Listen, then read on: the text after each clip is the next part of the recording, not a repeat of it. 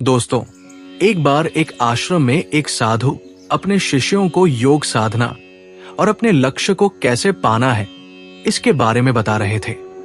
तभी काफी देर से परेशान रामानुज नाम का एक छात्र अपने गुरु से पूछता है, गुरुदेव, मैं अपने जीवन से बड़ा दुखी हूं। जब भी मैं कोई लक्ष्य निर्धारित करता हूं और उसकी शुरुआत करना चाहता हूं, तो मेरे आसपास के लोगों की बातों की वजह से कुछ ऐसा होता है कि मेरा मनोबल गिर जाता है। मैं उस लक्ष्य को प्राप्त करना तो दूर, उसे शुरू तक नहीं कर पाता। कृपया मुझे बताइए कि मेरी इस समस्या का क्या समाधान है, क्योंकि न तो मैं लोगों से दूर जा सकता हूं और न ही लोग मुझसे दूर जा सकते हैं। हमें रहना तो इसी समाज में है। रामानुज की बातें सुनकर गुरुदेव मुस्कुराए और एक कहानी सुनाई।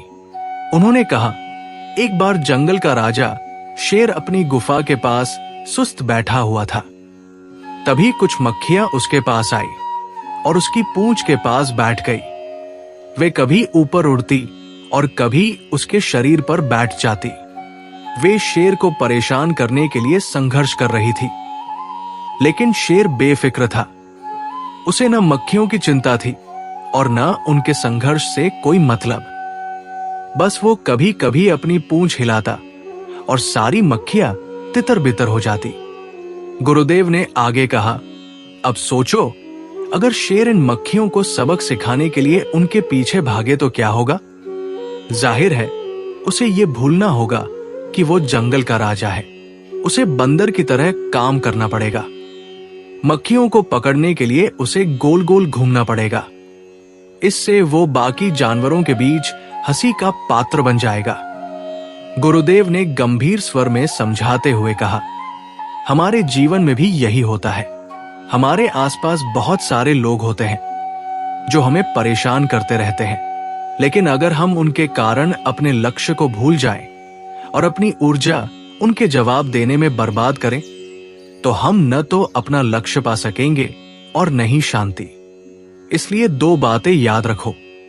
जब आप कुछ नहीं कर रहे होते हैं तो शेर की तरह शांत रहो। लोग आपका कुछ नहीं बिगाड़ सकते जब तक आप खुद उनसे उलझने का फैसला न करो। जब उनके अंदर का वेग शांत होगा तो वे खुद ही शांत हो जाएंगे।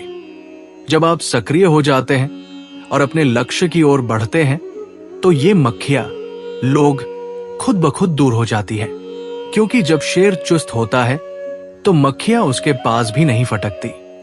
इसी तरह जब आप अपने लक्ष्य पर काम करने में व्यस्त हो जाते हैं तो लोग आपको परेशान करने की कोशिश भी नहीं करते। उन्हें लगता है कि आपका समय व्यर्थ करना उनकी बेइज्जती है। गुरुदेव ने अंत में कहा, हमेशा याद रखो कि तुम शेर हो और शेर मक्खियों से परेशान नहीं होते।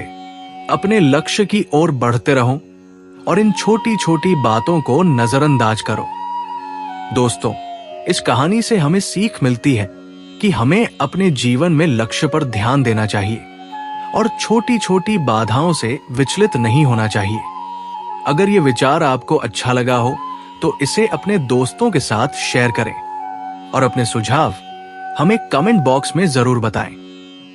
मस्त रहिए, स्वस्थ रहिए और हमेशा अपने लक्ष्य की ओर बढ़ते रहिए। धन्यवाद।